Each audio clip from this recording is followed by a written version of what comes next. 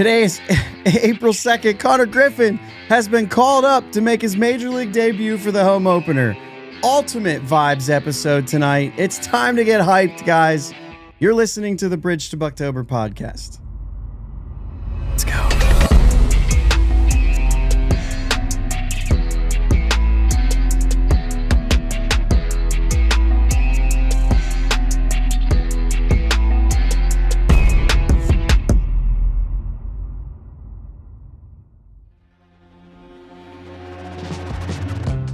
Yes, guys. Thank you for listening to the Bridge to Buctober podcast, where we talk all about them Pittsburgh Pirates and that.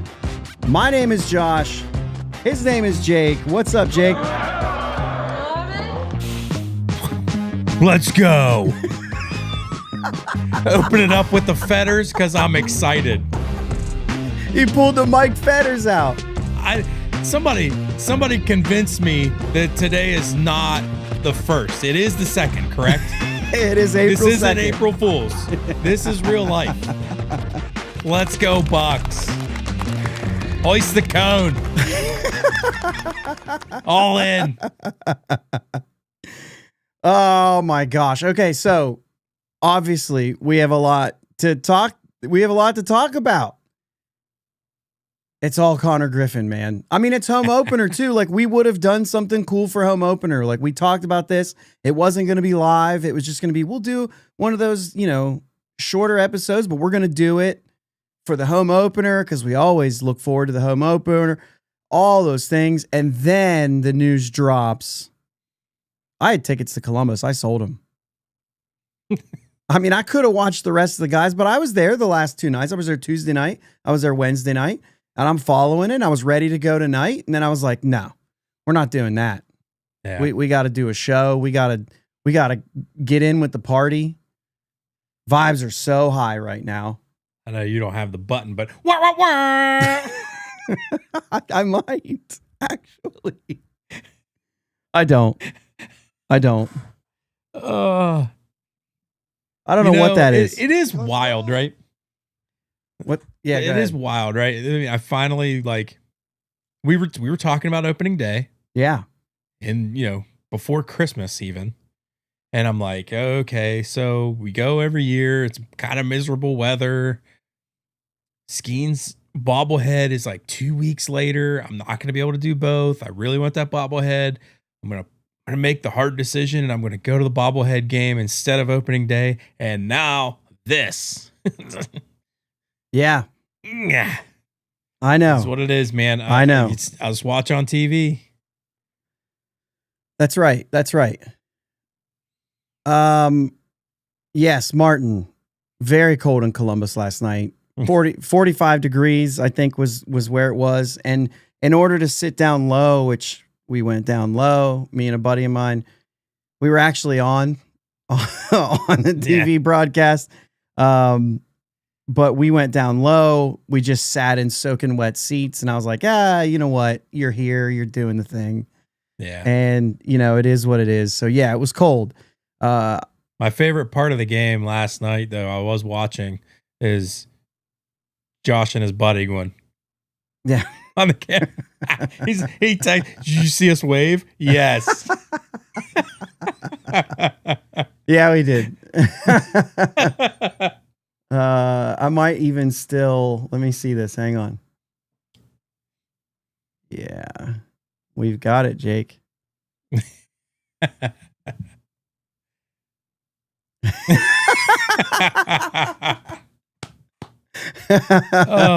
Yeah. I love it. By the way, Denholm was dealing, dude.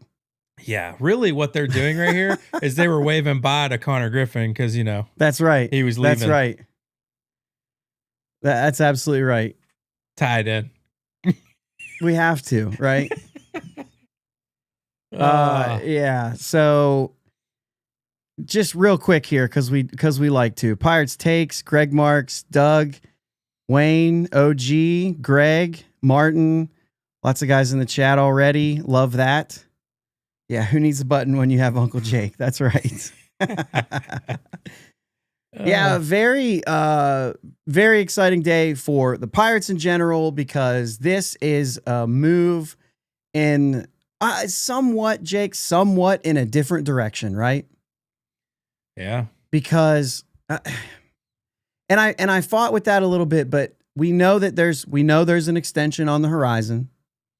We know that it won't be until after his debut. We've been talking about that. And if it is, I don't know. I've been thinking about this. If there is a debut, if they announce it tomorrow morning, if there's an extension before the debut, I think that I think my take on that is that they could care less, that they just want to be about the player. And so like I could see somewhere where I could tip the cap at the Pirates and be like, you had a draft pick on the line and you gave that up because that's what the player wanted. If that's what the player, you know what I'm saying? Yeah. Obviously, the smarter thing to do is let him debut and then sign the deal. Mm-hmm. So I think that that's probably I think that's the way they're going to go. They're not, because they're not dumb. And I don't think that Konnor Griffin's like, well, I really want it on in ink before. So like, here's the thing. That's Konnor Griffin in a nutshell, right? He don't care. He's agreed to it. He just hasn't signed the paper yet. He's not about, I want the biggest deal before a debut. That's just not him. That's not who he is. He doesn't care. He wants to go to Pittsburgh and help win ball games. Sure. He wants to ink that deal. Right. Everybody wants to. But I don't think it matters to him if it's before or after his debut. Sure. I mean, your guess is as good as mine. Right. Well, I'll take it. Yeah. You just going off other things that he said. I just don't feel like that's going to be something that he needs. Yeah. So let's talk about, Billy Cook was already sent down. Let's get some of this stuff out of the way here. There's going to be a 40-man move. They'll make that announcement tomorrow. I don't even think it's worth talking about what that might be at this point right now. Like I said, just keeping vibes high. And, we could talk about where he's going to obviously starting a shortstop. Where do you think I know where I do. I know where I have him in the lineup. Where do you have him in the lineup? It's tough. Righty on the MLB, mound, just to throw it out there. Yeah, that's where I was going. I'm batting Cruz leadoff. I'm keeping Cruz there, so I'm not jumping him to leadoff. But I'm also not batting him ninth. I'm not batting him clear down in the bottom of the order. Okay, but I might be inclined to bat him at the bottom half, like 6 hole, maybe 7. Okay. We see OG says 6 or 7. Oh yeah. Gig is in the same boat. Greg says batting him 9th for now. Here's what I say. I go back to what we had on opening day, right? This is the lineup card that they put out there. I just put him right in that Jared Triolo spot. Yeah. I split up the lefties. I mean, we've already seen this become a problem at one point where we were like, you got Triolo up. I wish we had Horwitz up. But I understand what they're doing, splitting up the lefties in the lineup specifically for, that purpose of that, late inning, whatever. I wouldn't, if I had a lefty warming up, I'd go against O'Hearn, Triolo, Horwitz. I wouldn't care. Just bring in the lefty. Like I can get through that. In this case, if you put Konnor Griffin there, he's kind of right behind a good hitter, in front of a good hitter. And I know Horwitz hasn't started off on fire, but come on, guys. Like, I think he's done enough to know that, like, this guy's a hitter at least. Yeah. It's just, he's off to a slow start and we need him to pick it up because if we like him, we need him to pick it up because other people are starting to hit, and I don't necessarily want Spencer Horwitz on the bench. So I think but other people are starting to hit. What do you mean? Like the guys who are already in the lineup? Well, no, you mean you got Nick York's hitting the ball okay. So yeah, I don't play think himself onto the into right field. Yeah, I don't know if Nick York could play first base. I understand the Ryan O'Hearn thing, but I'm just saying, like, O'Hearn. Yeah, I don't know. I don't know if that's it. If anything, it's like I'm looking at Password, which he started off slow too. He hasn't really done very much in AAA. So I would look at something like that and be like, if this dude's tearing the cover off the ball come middle of June and Horwitz still hasn't gotten it off the ground, then yeah, you got your right fielder down there and you figure something out. Jake, listen, I'm looking at the bench. I'm looking at this. Billy Cook is being sent down. I'm looking at the 13 position players there right now. Outside of maybe Joey Bart, I like them all. Yeah. This team is deep right now. Especially moving. I know we're probably not there yet, but we're getting there. Especially with Triolo as a defensive option off the bench. Yeah. Because my money, I'm playing Nicky G at third every game when he doesn't need a break. Yeah. Like I'm not sacrificing that. I want that lineup as long as possible. Okay, so here's a different thought from Greg. He had Konnor. He said maybe 9th, and he's saying Nicky G possibly leading off. I'll say the only thing I don't like about Nicky G leading off. First off, I'll make the same point that you are in the Cruz situation here. Nicky G has been a clutch hitter with guys in scoring position. Mm-hmm. Even last year when no one else was, right? There was a stretch when it was Nicky G is the guy that would come through in those situations. So I actually like Nicky G with guys on base. Also, there is still value in a leadoff hitter who can do certain things, right? Whatever they are, and there's all different kinds of ingredients, but one of them is you want him to see pitches. If Nick Gonzalez might not be that kind of guy that sees pitches, that tells people what he's seeing, that does that. I don't know if Cruz necessarily is. He certainly sees pitches, but he also ambushes. So there are some times there, but Cruz is instant offense. Nicky G is less so. So like when you say, oh, well, I want my leadoff hitter to get on, and then I want him to steal a bag, like you got a better chance of Cruz stealing a bag than Nicky G. But also, you're trying to manufacture things from the top of the order when you say that. When you say, I want a guy like Nicky G who's maybe a 10 homer or less guy so far in the league. We don't know where that'll go, but like when you see a guy like that leading off, and first off, he's a first pitch swinger a lot of times. So your second hitter is essentially a leadoff hitter when it comes to stuff like that. And then not only that, but like, instead of having to move that guy around, if O'Neal Cruz just hits a home run, you've got to run without all that.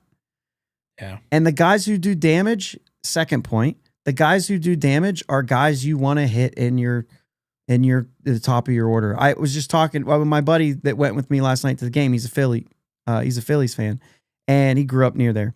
And he said, I don't know what the Phillies do with their lineup year in and year out or throughout the season or whatever, but there's one thing you know. Trey Turner, Kyle Schwarber, and Bryce Harper are 1, 2, and 3 in any order you want to put them in. Now, I don't think you'd ever put Harper at leadoff, but you could do Trey, Harper, Schwarber. You could do Schwarber, Harper, Trey. You could do any mix of those three, but those three are going to get the most at bats. That's a guarantee. Yeah. And so I think when you come into this, like, Cruz, Lau, and Reynolds seems to be their guys right now that they're saying, if these guys are in the lineup, they're the guys I want at the top. And I think that makes a lot of sense. The good thing is they've got Ozuna and O'Hearn and now Konnor Griffin and now Spencer Horwitz after that. Like, Jake, this lineup is getting long. Yeah. Now, they don't have a Bryce Harper on this team. They don't have a Kyle Schwarber. You know what I mean? They don't have an Aaron Judge, but when you say we're 7 deep, and then I'm not even considering Nick Gonzalez yet, which Nick Gonzalez or Triolo or Nick York, which I think they will move that third base position around. I think those 3 guys are all going to get their chances. And then Henry Davis in 9th, who also is some kind of wild card. You just never know. The big hits will come from Henry. I just think they'll be few and far between. But they will come, and that's why I like actually him in the 9th right now because of that, in the 9 hole, because it is quite literally like the least amount of at bats for him until he starts going. And I think that's the way they base it a lot of times. Yeah, I get that. But I also, to go to the point of batting Griffin ninth, not yours, but Greg. Greg. To go to the point with batting Griffin 9, I don't hate it for the aspect that I personally would be, especially if I'm going with a top heavy lineup with O'Neill Cruz batting leadoff, I want him to be able to do damage with people on base as well. Griffin's probably going to get on base a lot. Mm-hmm. You don't know how much Henry's going to get on base. I think he's going to get on base a fair amount of times, like, a good catcher hitting. Not a great. You be careful. Yes. Yeah. But no, I think his bat's going to come around a little bit better this year, but I wouldn't mind seeing somebody with an on base percentage a little bit better in that 9 hole, since you're going to be batting Cruz and leadoff. Let him get some at bats with runners on. Don't make the last hitter our worst hitter. There's also a situation where if Cruz is hitting behind you, you're going to see more pitches. Mm-hmm. That's true. So then you say, well, do you do that for the Griffin situation, or do you do that for Henry Davis, who might need to see more pitches over the plate, might need to prove himself in a situation like that? And so there's that going on. But also, Jake, I mean, listen, I think Konnor Griffin's a difference maker. This isn't a young guy coming up and getting his feet wet. Like, I think this guy's the real deal. This kid is the real deal, right? I think he's going to come in and make a difference. I don't want him hitting leadoff. I don't want that pressure. There's enough there. He's young enough. Let's get him down, but get him sandwiched between two good hitters. Make sure that he's in the mix. The other piece to that is, Jake, is if he's not hitting sixth, he's going to, like, somebody else is. And I think when you start looking at those options, you're looking at Nick Gonzalez or Henry Davis or Triolo. You know what I'm saying? If they go there, if they go that route. And I personally would rather just keep that going. I don't want my hole to be the 6 hole. Now you can make the case that you just stack Horwitz and let it go, right? And just say, no, we're just going to stack Horwitz. If they put in a lefty late in the game, we'll put Nick York in and let's keep moving. We'll put in Jared Triolo and keep moving. You know what I'm saying? Yeah. So there's that too. But I think that going into a situation like that, I believe at the same time, Martin actually brings up a point here, says if Griffin hits behind O'Hearn, he won't be able to steal as many bases. I don't think who you're hitting behind makes as much of a difference as who you're hitting in front of. And so what I say by that is, if I got O'Neill Cruz up, I may not be stealing second, because the risk of being thrown out, like if Cruz hits the ball, there's a pretty good, you're in scoring position at first base, first off. Yeah. And with a guy like Griffin with his speed, even if Cruz smokes one in the gap, you're in scoring position at first base. With a guy like Griffin, there's not a need to steal second there.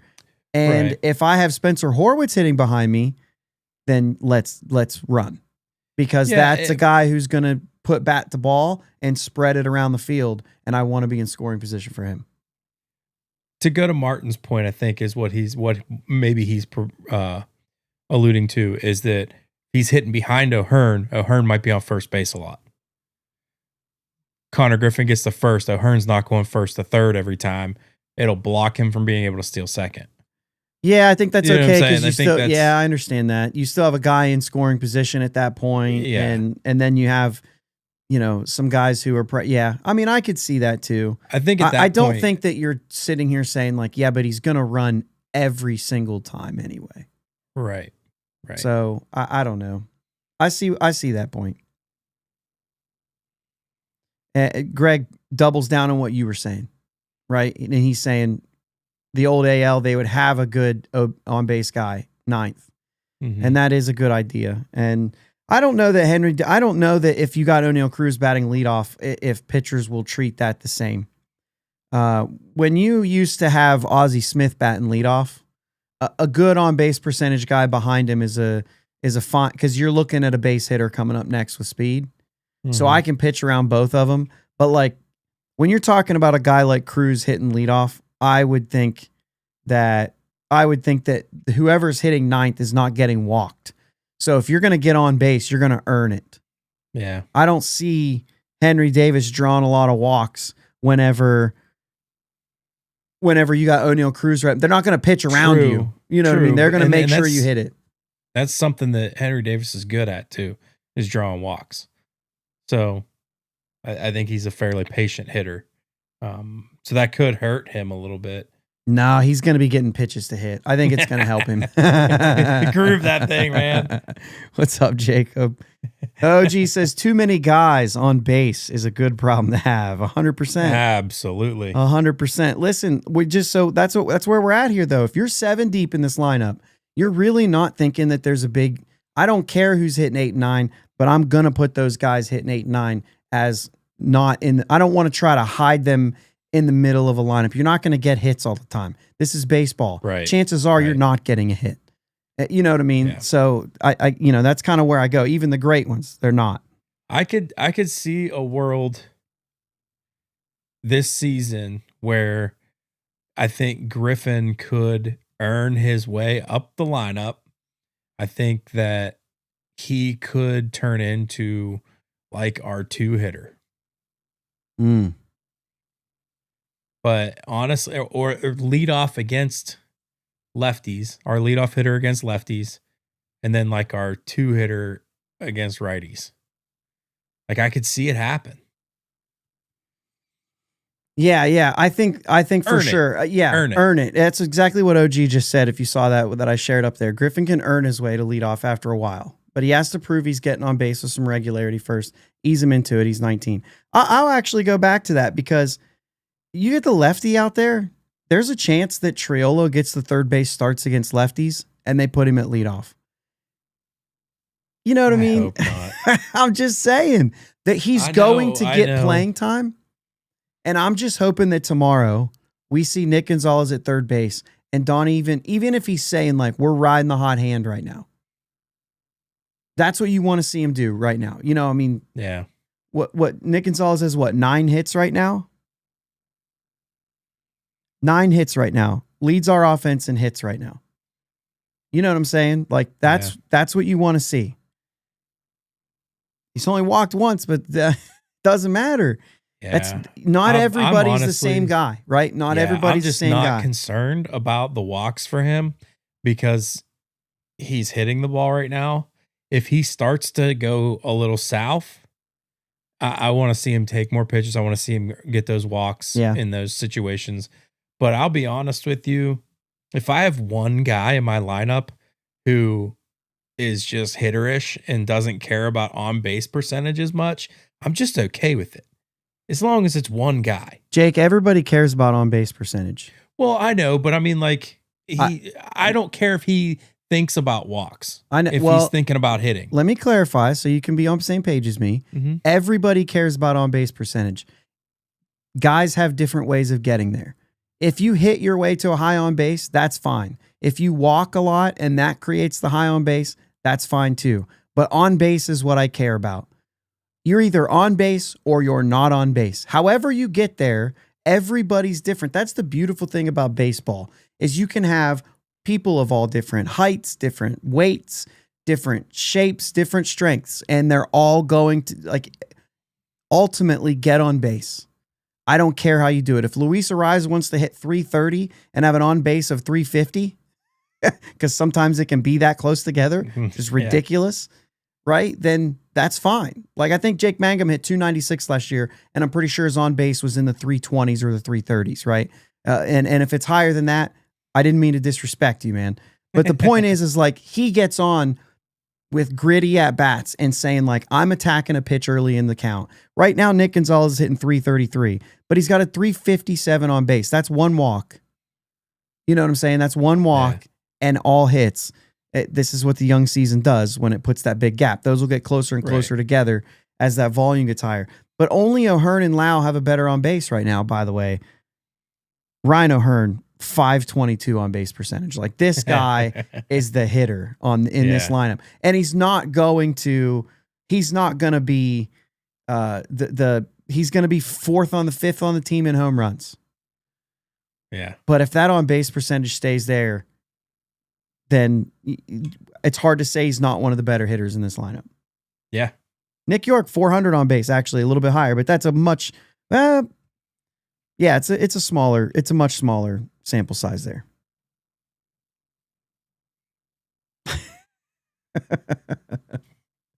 What's up, Andrew?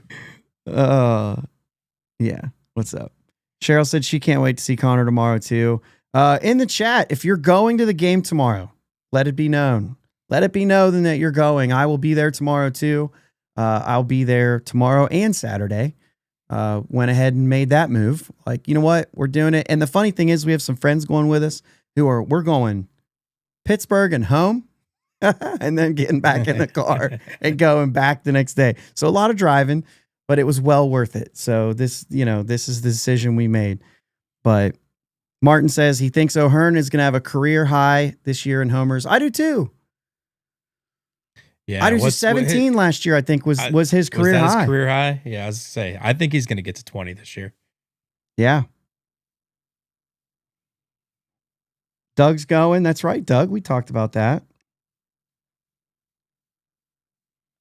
Yeah, 17 homers was his career high. 14, 15, 14, and 12 were his other career highs.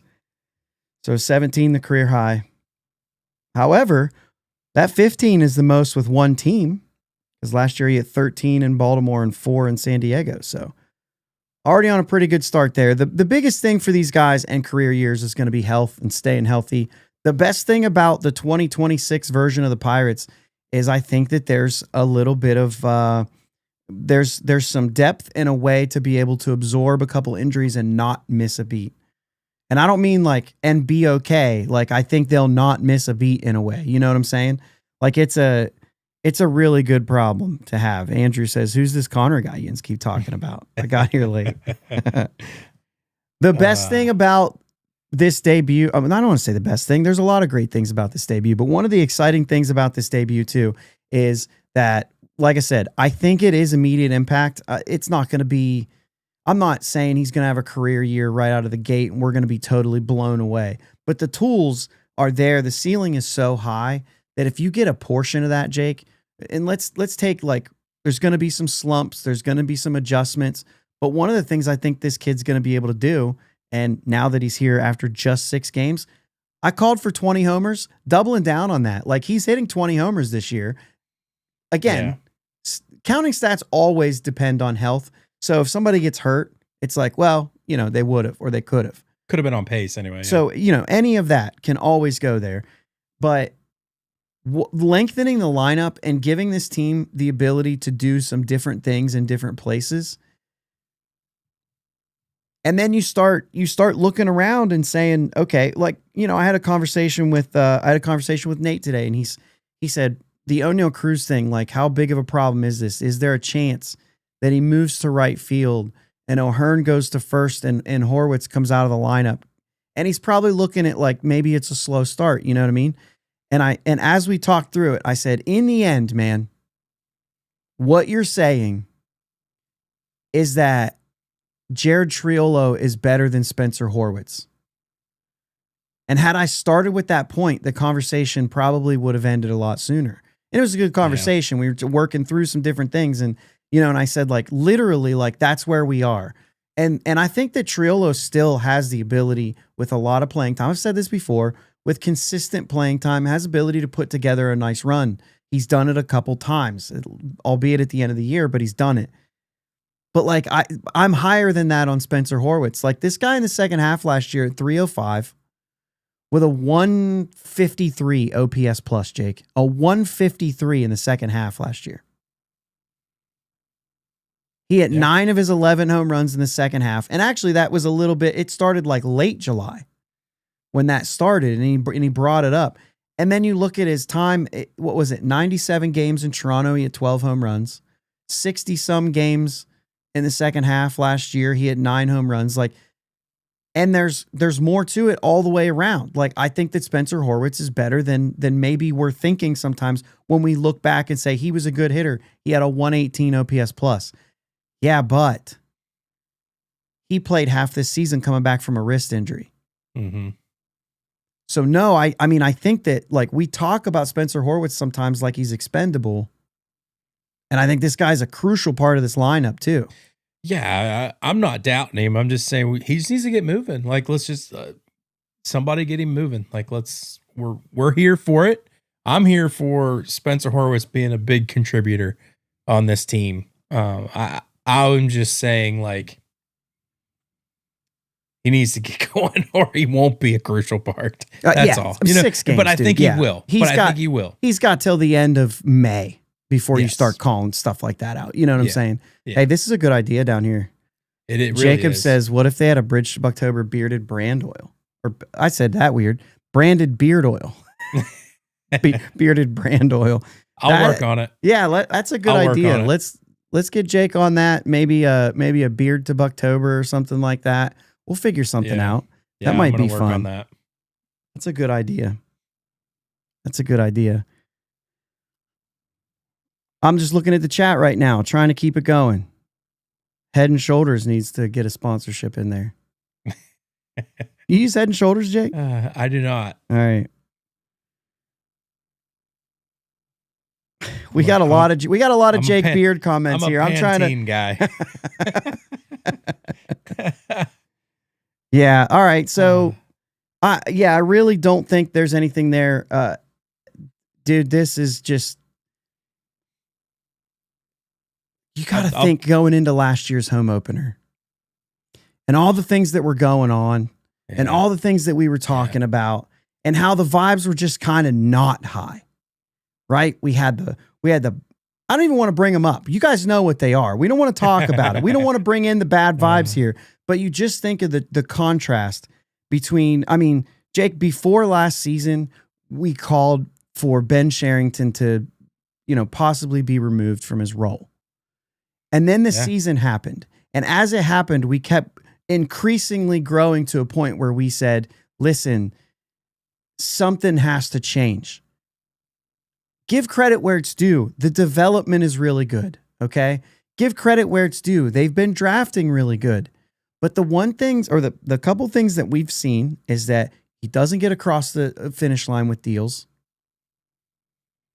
And we haven't really seen like the Bednar trade for Flores. I do like Flores. The more I see him, the more I like him. But the more I see Bednar, the more I wish we still had him. The more I look at this bullpen, which isn't terrible, but boy, can you imagine what it would be with Bednar still in the back end? Yeah. You know what I'm saying? So like when I look at that deal, I'm like, we could have done without that one. And so I think about now, and I understand there's like, well, there's financial flexibility. Like, dude, they spent $100 million this year for the first time. They still could have absorbed that contract as part of that too. You know what I'm saying? But all of a sudden, the Brandon Lau trade comes in. And Jake, I know you're high on Mike Burrows, but that trade seems like a fantastic trade. Yeah. Absolutely. I mean, you get Lau and Mangum in that deal. And Mason Montgomery, and I know that like I've been frustrated with him because of the walks, but the stuff is there. Yeah, I agree with you on that. But dude's electric. I love his stuff, and I'm willing to grit and bear it for now. I just think I get it that he's going to walk some guys in some crucial situations, and he might even let us down in a few crucial situations, but I need him to go through those, and I need him to learn from those. And then by mid to late season, I need him to not be doing that anymore. Mm-hmm. Andrew's got a good point here. Trade Ozuna to Texas for Kutch. I like that. I like that for the vibes for sure. Cheryl says Ozuna better not be the new Tellez. And I think this is a good thing to bring up. Well, but it's a good thing to bring up because there is some talk about that. First off, again, I keep saying like 6 games. Mm-hmm. You know what I mean? So like I want to make sure that we're thinking of that. But Rowdy Tellez, the season before he came to the Pirates, 2 years before, he hit 35 homers. He still hit 219 with a 306 on base. The year before, he hit 13 home runs with a 215 average. Okay. And then 13 and the 35, That was the most. It had been years since he hit 21, and when he did, Jake, it was the 2019. And we talk about the juice balls of 2019. He hit 21. Yeah. Rowdy Tellez, in his own right, had a great 35 homer season in 2022. But the year before he came to the Pirates, he was down. But there were some injuries, so maybe it's there. But we're talking like Ozuna had an injury last year too, and he's still at 21 homers. And Ozuna, I mean, the numbers there, and I'm going to pull it up just so I'm right, because I'm pretty sure it was 41 home runs, 39 home runs. So it was 39 in 24, 40 homers in 23. And you can keep going back. It looks like it's split a little bit here. He had some shorter seasons. That's 2020. But like he had figured something out, locked it in. His on-base percentage, 340, 378, 355 the 3 years before coming here. So there's a lot more. Like, we're not talking about a 300 on-base percentage. We're talking about a 3.5 on, pretty much a 3.5 averaging those 3 years. Much different player. Now, there is a little bit of age where you could say, like, there's, reason for a little bit of concern there. And I would understand that. But this is a different level of player than what Rowdy Tellez was on a bounce back contract. Yeah. You know what I'm saying? And Ozuna was brought in to do damage. So I think that we're fine there. I don't think we're going to get that. And if he has a bad year, I still don't put it as a Tellez year because it's not a prove it. Right. It's just a letdown. It's just a disappointing season. I don't really know who I could compare that to off the top of my head, but it would have to be a proven bat. I mean, Sherrington, this is the first offseason he's acquired a proven bat. So I don't know how to compare that to anybody that Sherrington's hired in his tenure because he hasn't done that yet. Yeah. So yeah, I'm not worried too much about Ozuna. He's a veteran guy. He'll come around. Yeah. And when he does, that just makes this lineup even stronger. We got a lot of beard oil names. You're going to have to come back to this chat and you're going to be like, which one of these do I like? Beard to Bridgetober. We've got a lot of things. We've got a lot of things. Henry in the chat. Hey, if anybody ever listens to this because they're excited about Konnor Griffin, but they're really a Phillies fan, Beyond the Bank, Henry does a good podcast over there for the Phillies. Or if you just want to catch up on the Phillies a little bit, I do listen to it just to catch up on what's going on every once in a while. Henry does a good job over there. But Katie says, let's bring that up while we're there. I hope Kutcher's going to make this team look silly. Just love him so much. Listen, I mean, as far as that goes, it's 100% on target there. I hope it does too. I don't know that I'm going to compare it. Like, I don't need to see Ozuna versus Kutch. It's just different. But here's the problem: if everything goes as planned and we make it to the playoffs, we're not going to feel silly. The Pirates aren't going to feel silly about anything. Right. Even if Kutch has a good year. Yeah, actually, they'll be happy that Kutch year. has a good year. Yeah. They'll just be happy for him. And that's where I'll be. I'll just be happy for him. It's tough. I don't like it. I don't really like seeing him in blue and red. Like, it hurts a little every time I see it, but he's still got some in the tank according to him, and go get it, man. Go get it. Henry asked a good question here. Do you think that they decided to do the call up late strictly because it's the home opener? I think a lot of it had to do with his spring. I really do. I think they wanted to get him going before, but I definitely think the call up was very intentional on opening day. For the home you opener. Think so? I think it was intentional. As long as he did what they wanted him to do in the limited time, I think it was a kind of a planned. Once he struggled in spring and they said, we're going to put you in AAA to get you going, do what you need to do because we want you here for the home opener. I think it could be there. You can't talk contracts really well when he's playing for the AAA team. So that was put on hold. And I think they wanted to get that done. But I think it was, here's the plan. Okay? Just go do your thing. We're going to take the pressure off. Go be you. You don't have to worry about the pressures and the things like this because right now you're pressing. The end of spring training was a little bit rough for him. The strikeouts started piling up. The hits were coming less often. And early in spring, he was getting a lot of loud outs. Yeah. He wasn't getting those as much anymore late. So I think it was a thing that says, listen, we're going on the road. you're going to have your opportunity to play. If you can get going, the plan is we'll bring you to Pittsburgh. Home opener. We got a day off before that. We're coming home. We'll give you a run. We'll give you a week. It's 5 games. If he's not going well, and we're not calling him up. Yeah. He could have had the rest of the weekend if he wasn't going well. And then if it started picking up, how about Monday? Or if it goes further than that, Chicago on April 10th, they would just have to make the move before April 10th. I think April 10th was the last. That's it. He had to be here by April 9th in order to get the draft pick stuff. Yeah. PPI eligibility would have ended if he would have made his debut, I think. If he would have made his debut on Saturday, or maybe it even would have been Friday. So maybe that wouldn't have worked. I don't remember. But either way, however that math works, that's what it's going to be. So I don't think that they said, let's just make it the home opener. The home opener's sold out every year anyway. Yeah. So if it's a ticket sale thing, if that's our thought, then I don't think that's it. Here's a good point here. Katie brings up that they just, to see you guys in Columbus first. Yeah. They just wanted Konnor to come see you guys. That valid point. That's valid. Yep. I'm sure the Pirates took that, very seriously. That could be. Your captain says he's pretty heartbroken about the end of the Billy Cook era. He could have contended with Cook. I think there's some sarcasm there. You got nothing? Yeah, I mean, listen, I'm not saying that. I'm not saying it's sarcasm, because I've seen a lot of people not 100% thrilled about Cook being sent down. Who's going to hoist the cone? Somebody else. Yeah, if it's the cone thing, somebody else will hoist the cone. He was a good vibes guy for that.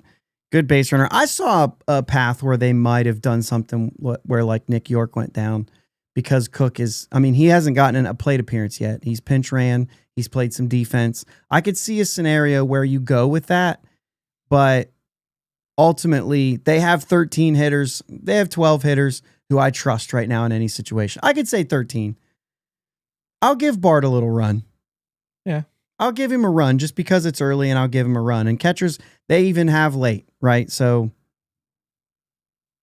oh, sorry, I shared that right after you. Go ahead. Gregory? Who's that guy, Thomas? He can't even say it. Greg said he's sad that Kai Tom is no longer here. Guys, I mean, that was a great name, by the way. Yeah. Great name pull there. If I look through and you're saying like, what are my options on this team? They're not Josh Van Meter. They're not Alford.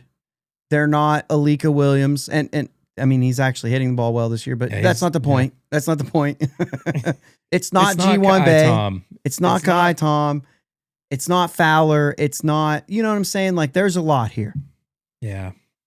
And I would even say it's not even Sawinski. And I like Sawinski.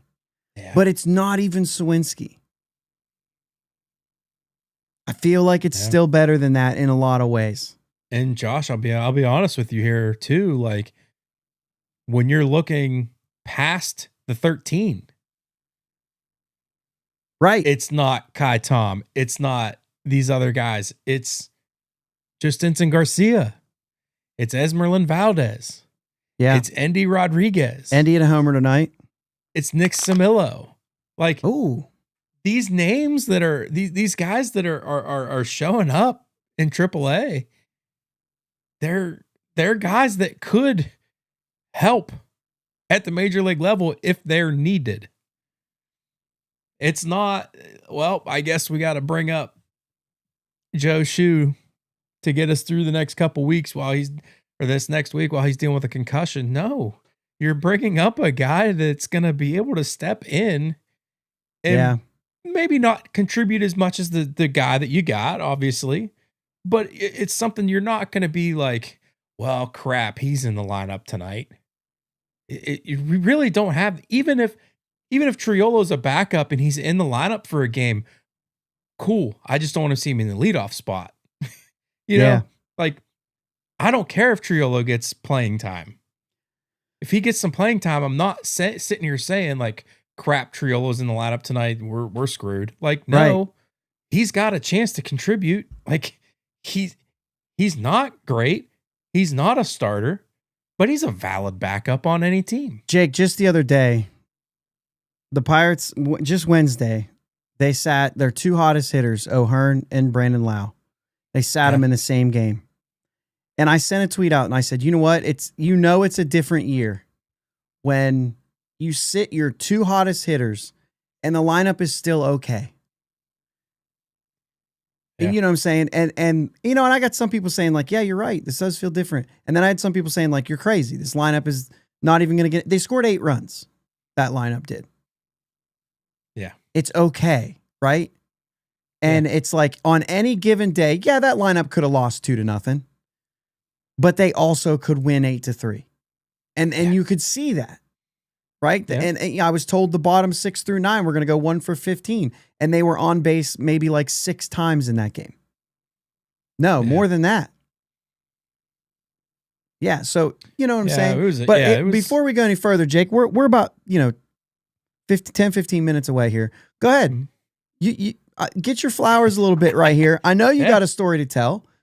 If you weren't around for the hot takes episode, Jake's got something to say. Listen, one of my hot takes was that Mangum was going to be electric on the bench and come up with one of our best home run celebrations we've seen in a long time. So you did specify home run. You did specify home run. I did. But that was kind of a crazy call out, and for it to actually get close to coming true, we do have one of the best home run celebrations we've ever had with the helmet. But that wasn't Mangum. Dude, the welding hood is great. Best. So good. I love it. But then Mangum comes out with this cone stuff. Like piggybacks off of what already was gaining some momentum. Kudos to him for saying like, hey, if this is going to be a thing, we're going to lean into it. And this has blown up. Yeah. It's going all different directions. The cone thing is hilarious. I don't know if you saw my tweet earlier, but our other brother does he works with Swearingen Bats. We used to do a little ad on here for Swearingen Bats, but they have even gotten into the fun, and they have made a hoist the cone baseball bat that I guess is on its way to the Pirates. Yeah. But I mean, guys, what are we doing? This is taking over everything. Yeah. Somebody has to hoist the cone. oh man. So good. So good. This thing is taking off. Man. Shout out Swearingen Bats. Go find them on Instagram and Facebook. Go give them a follow. Go buy a bat. They've got like real wooden. They've got real wooden bats that look like a wiffle ball bat. I have one. They have the natural, like, dude, OG. I mean, you got to get a hold of them. You got to get a hold of Swearingen Bats and say, I need that bat. Absolutely. Make sure you tell them that we sent you too. That always helps. Yeah. Yeah. I mean, they made this one here. There you go. We got the Bridge to Buctober bat. Yep. So, I mean, they do really good stuff. OG says next call up will be a reliever on the 40-man. I think so. I like Bidwa. Kelly is starting Saturday. I think they would like to keep him as a starter for starting depth for a while, but I could see that as well. I watched Clevenger pitch last night. He's just so twitchy. But I don't know, man. I saw some good from him. It's just hard to tell because he's not a 40-man guy right now. Yeah. So let's get into this real quick before we close out. The rumored contract, 9 years, $140 million. The Pirates are going to set a record for the largest contract, certainly for a teenager. Yeah. But also I don't know what the rule is, but Roman Anthony made his debut and signed 130. And this is going to pass Roman Anthony up. This is not something the Pirates do, set contract records. Like this doesn't happen. Right. Things are different right now. And you know what? Yeah. And because we haven't said his name very much or at all in this show, I know that right now the focus and the vibes are high on Konnor Griffin, and we're really excited about Konnor Griffin being there and the difference that he can make. A franchise-altering player being around for 9 years, like we're going to crush franchise records if all things go well. Like that's the kind of talent that not me, not the Pirates. That's the kind of talent that MLB Pipeline and Baseball America and ESPN, that's what they've been saying. Fangraphs put together an article about Konnor Griffin that was, it seemed fictitious. Like it was unreal. The things that they were saying, which actually made me a little bit nervous. Yeah. Because I was like, man, that's a lot. Like, you know what I'm saying? But all because of Paul Skeens.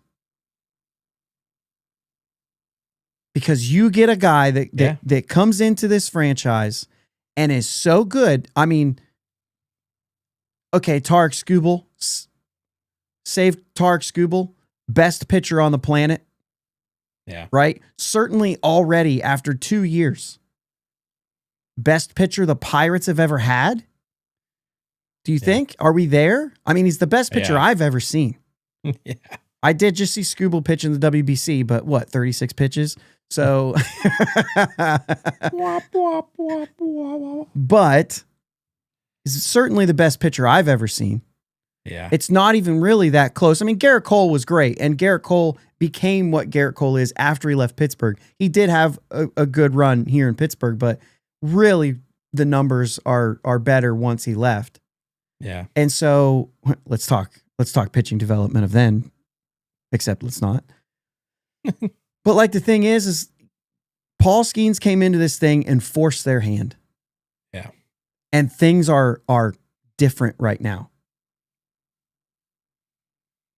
If he gets 9 years, and we could talk about Cole Emerson, Ohio guy, my friend that's going to the home opener with me, Cole Emerson's from his high school, where he went to high school and played.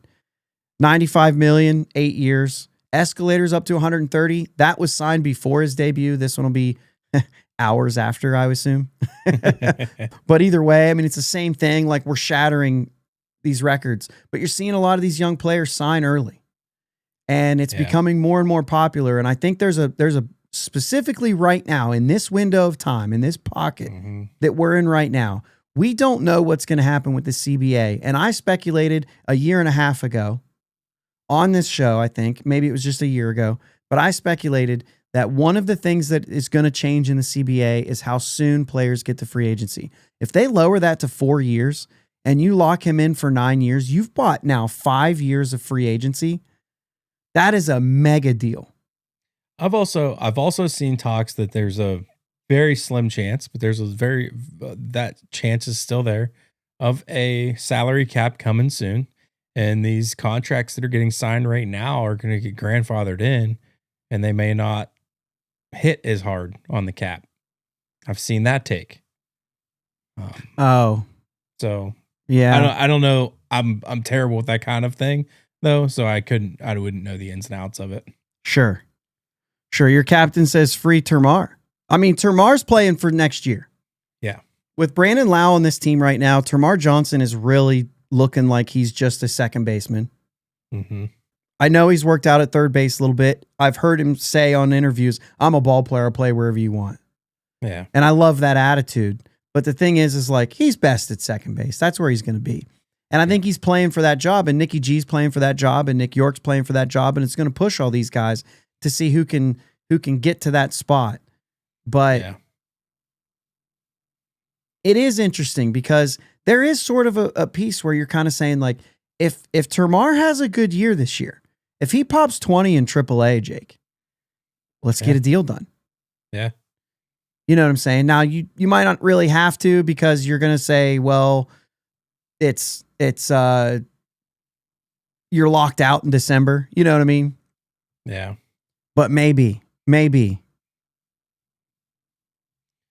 Josh, it's 8:55. Yep. Listen, it's high vibes. The vibes don't have to stop here. Check this out. This night has been fantastic because you had Bucko Banner going live at 7.